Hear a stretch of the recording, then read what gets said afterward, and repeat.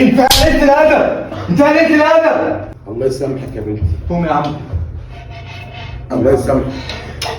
قوم يا عم، انت على دماغنا من فوق يا عم. الله يكبر بخاطرك يا ابني.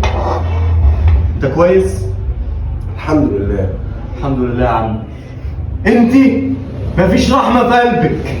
ربنا قال لك البر بالوالدين، ربنا قال لك الرحمه، ربنا قال لك صله الرحم، وانت مفيش رحمه في قلبك مهما كان ابوك. ربنا قال لنا ولا تقل لهما اف ولا تنهرهما.